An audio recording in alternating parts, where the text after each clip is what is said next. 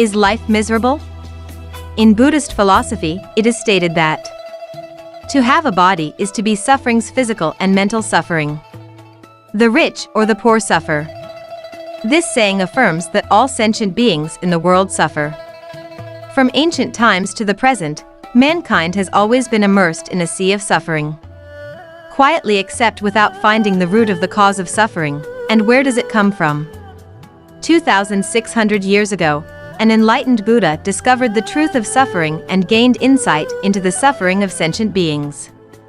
He found a way to help sentient beings get rid of the disease. This is the truth of the Four Noble Truths, which Gautama Buddha enlightened under Bodhi on the night of his founding. According to the doctrine of the Four Noble Truths, sentient beings have 8 types of suffering: suffering in life, suffering in old age, suffering from illness, suffering from death, suffering from separation, suffering from dissatisfaction, suffering from living or working with what they do not like, suffering because of the conflict of the 5 aggregates. The first 4 categories discuss physical and physiological suffering and the laws of birth, aging, disease, and death. These problems we cannot interfere with because this is the law of life, and no one can avoid them. And the next 4 categories, psychological and mental suffering, can intervene and change it. If someone knows and understands Buddhist teachings, they can take the basic steps to find a more peaceful and happy life. Life gives us many choices, in terms of money, love, beauty, fame, and power. And each of us has a different feeling about them. These are the 5 factors that everyone wants to have in life. In its depth, there is no containing the essence of suffering. But it has an incredibly powerful attraction because it satisfies the human survival instinct. So where does suffering come from? Is it available in situations, or is it in this heaven and earth? Looking back deeply, we will realize that suffering originates in our minds, from calculation, greed, jealousy, and puzzlement with others about these 5 factors. Why? Due to jealousy, we often have the habit of comparing our situation to others. Always envy what others have and do not accept what we have. We always look at the luck and advantages of others that we admire. Due to passion, we never want to let go of what we have. Greed leads to fear, fear of loss, because the loss will lead to suffering. Therefore, sentient beings always live in fear. Besides, we often do not realize the present is important. Instead, we always let the past weigh heavily in our hearts. Always regret and remember the sorrows, the losses, the mistakes, and the things that didn't work out. When we recall these things, we feel that suffering in the present without understanding that suffering is caused by the trauma of the past. These thoughts are the cause of unsatisfactory plus reactions of anger, protest, and sadness that create suffering for sentient beings in the present. As defined by Western psychologists, suffering is the result of frustration with the basic needs of the individual. In Buddhist philosophy, the suffering of sentient beings is caused by ignorance and by craving. Gautama Buddha said, "Sentient beings suffer due to craving and ignorance. Cravings are excessive desires beyond their scope." Bob Marley said money is a number, and numbers never end. This phrase implies that humans have bottomless greed. The more they get, the more they want, and that's never enough. Ignorance here is not a lack of knowledge, but an inability to see the truth about things. They are all impermanent, variable, and shifting, nothing is unchanging. It goes up and down, merges and tans, wins and loses, and vice versa. This is the profound principle that creates the balance of the universe. But out of ignorance, we just want to rise, fit, succeed, not fail. Moreover, we are the cause of our karma, through our thoughts, words, and actions. This is the causal law of happiness and suffering.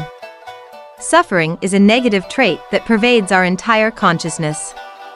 Not only does it create negative emotions, but it also interferes with our beliefs, consciousness, and thoughts. When we suffer, negative emotions overpower our entire mind and consciousness, causing us to lose all self-control and peace. When women suffer, they embrace silent suffering alone, crying in the dark, while men who suffer find joy to forget suffering.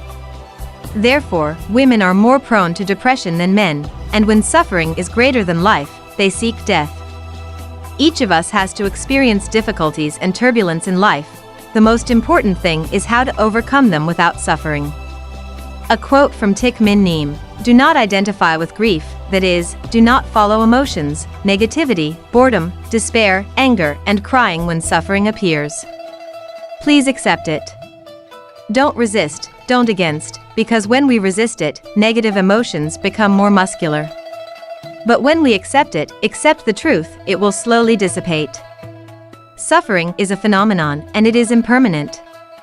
It comes and goes. It's like the rain falls and stops, the flowers bloom and wither.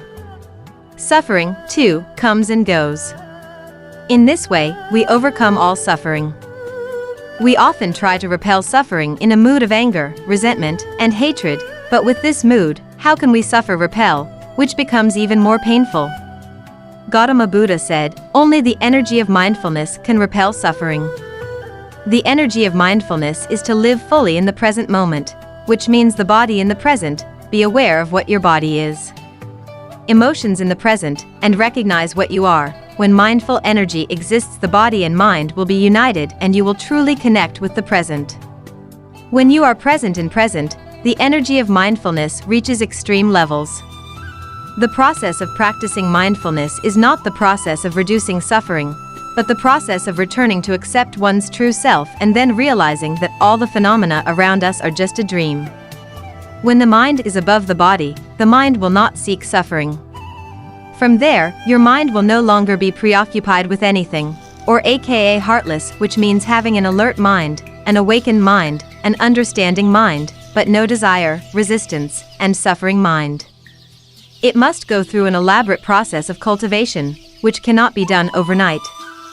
Scientists Albert Einstein assert that the religion of the future will be a cosmic religion. It would transcend a person God and avoid dogmas and theology.